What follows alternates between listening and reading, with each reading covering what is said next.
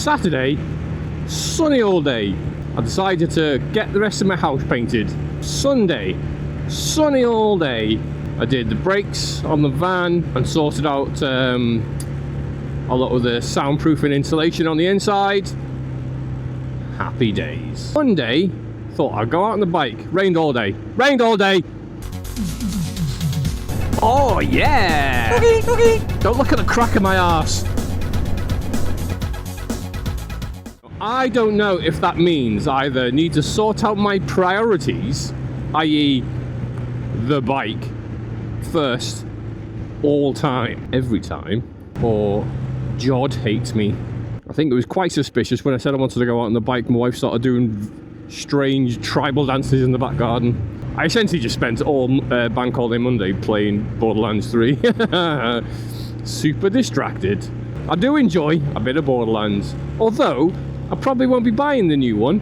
Not for a fair few years. I'll probably have to wait for it to go on the old Steam sale, because I'm not paying 80 quid for a new game, even no matter how much I might like the franchise. 80 quid, it's too much, mate, too much. I mean, back when I were a lad, never lived in Yorkshire, back when I was a kid, like literally all our games came from Piracy, basically, on the high seas. But back then, you know, the easiest way to copy a tape game was a double tape recorder. You just, someone would like borrow a game or buy a game, and then by the end of the week, everyone in the street would have it. Fantastic. So you just wait. You basically, you do rounds. You're around for a game this week, okay? And you go out and you buy your game. You buy oh, is it some like BMX game thing? Some Stuntmaster BMX game, and then everyone else would just start copying it, and then everyone's playing it and agreeing that you wasted your money because it was probably a crap game. And then when the console generation started, the Ataris, not the Ataris, all the Ataris were thingy, but they came beforehand, didn't they? I mean, like the NES and the Master System, where cartridges, you couldn't copy them, couldn't do it. So it became like people only got games on birthdays, really. Like birthdays and Christmas, you'd get a game, and that game would do you for months, and you'd be reduced to just borrow and loaning. Although in the shopping centre in Bootle, there was like a swap shop place where it's like certain games were worth like different credits. So if you had a 5 credit game and you wanted a 10 credit game, you'd have to like swap your game plus cash. But if you had a 10 credit game and you wanted a 10 credit game, you could just do straight swaps. Fantastic. I mean, obviously it shut down because that's no way to run a business, but it was an amazing place. Because if you had like what was supposed to be a good game, but you just didn't get on with it, you could just take it in and get it swapped. But my family was like an Amiga family, basically. We had first there was a cartridge Amiga. I can't remember which one that was. The second one was like the Amiga 600, and then we got a 1200 some time later, and then from there we went to a 286 PC, 286, 386, 486, P75, Pentiums, MMX, and all the rest of it. Oop, it's way too low. And then you'd have to outsource then. You'd have to sort of know someone who knows someone who's like pirating copies of Amiga games, or you'd rent them or something, and you'd copy them on your double disc floppy disk drive, get them copied. You used to have like a massive like a disc arranging device, big box. I don't know why it's so hard to think what was called. It's like a disc filing system, and you'd have all your games on multiple discs, all laid out neatly in A to Z from Alien Breed. There you go, there's A. I can get to X, which is XS, which is coincidentally the music for my intro is from XS, like a top-down shooter. Oh god, Zool! There you go, that's like the Chupa Chups one, wasn't it? Zool Ninja.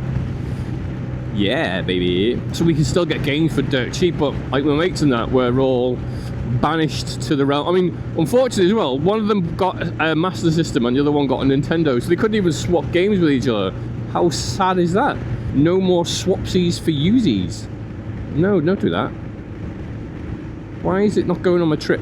And then there was the old fabled PlayStation 1. Getting it chipped. Oh, the world's your oyster then. We used to...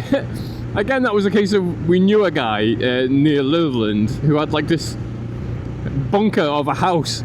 I swear to God, yeah, like, I don't know what it was, like an old reused bank, or I don't know what it was, but he had this huge reinforced door, and you'd go there, and you're squeaky voiced teenagers, and be like a little camera thing, and you'd cry, I'm here to buy some games. And he'd let you in, and he'd just have loads of computers. It was basically like an underground LAN den.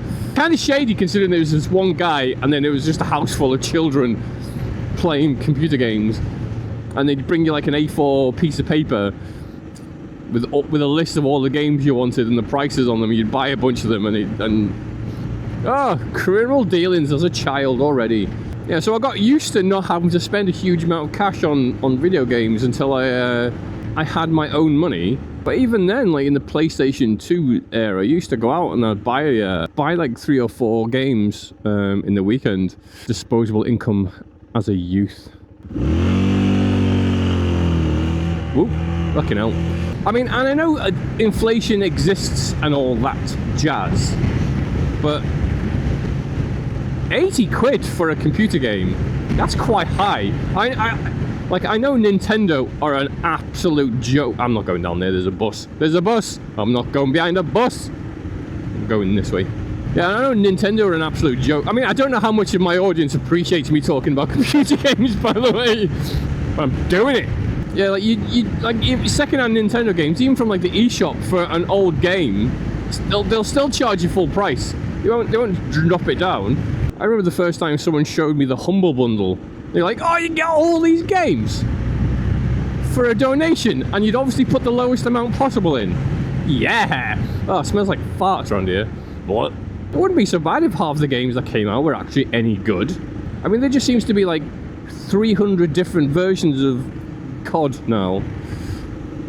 I actually tried to play Call of Duty, because I used to play loads of it back in the day. I was more of a Battlefield person, but I tried Battlefield, and the one thing I've learned early on in life is that if you don't start playing a shooter game from launch and get to know the maps, then there is no playing from then, or you just have to put up with the fact that you're going to spend the next 2 months getting absolutely battered left, right and centre because everyone knows where they're going and you don't.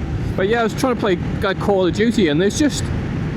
I thought I'd play Black Ops, and you have to download a main launcher and then download the bit that you want or something. I was like, oh, this is just ridiculous.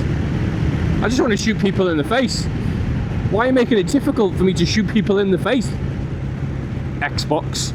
Yeah, so I went back to playing Borderlands 3, which is a billion years old.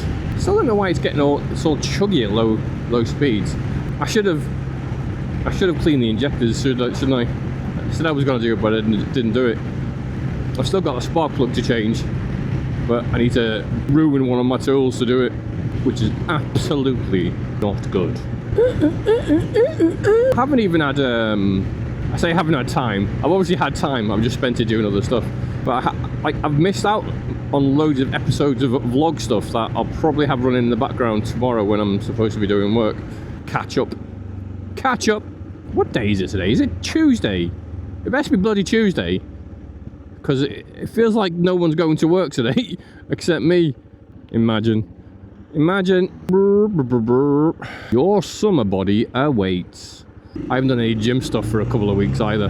People love those battle ropes though, don't they? Flipping and flopping them ropes. No one seemed to have quite figured out the fact that the only thing you need to do to lose weight is not eat as much. So that's it. That's the big secret. They got rid of all the big metal giraffes. Oh no. Oh no. Big animal metal sculpture place has gone out of business. I'll be honest, I'm surprised it lasted this long. Oh, not put my foot down, come on. Not putting it down, come on, come on. Tedious golf. Now, are you pulling over or what? What are you doing? What are you doing? No one knows. You indicated left as you left the roundabout. At that point, we all know where you're going, mate. Do you know the way to sun? I'll say, la, la, la, la. Whoa. I don't know why I did that. I do not know why I did that. It felt like fun. Where's my phone? That's in my pocket. The panic. The dread of not having my phone in work. My phone contains all those precious audiobooks that get me through the day.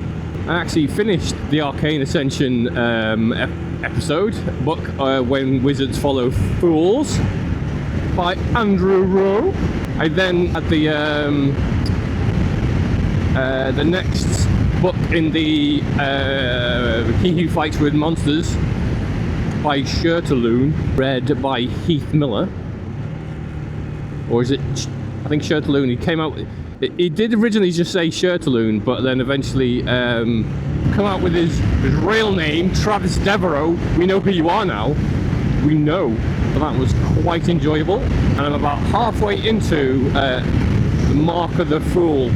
I can't remember who wrote that yet, but I forgot. I'm not as much as an avid fan as you would have thought. If I was on the VFR, mate, if I was on my VFR, you'd be a little smudge. You'd be a smidge of a smudge. It amazes me that I haven't been hit up by Audible yet. Absolutely amazes me. All this good work I'm doing in their name. I'm spending my own cash, spending my own money. Ooh. There's a road being closed, and I need to double check where that is. Are you gonna get a move on, mate? Are you gonna?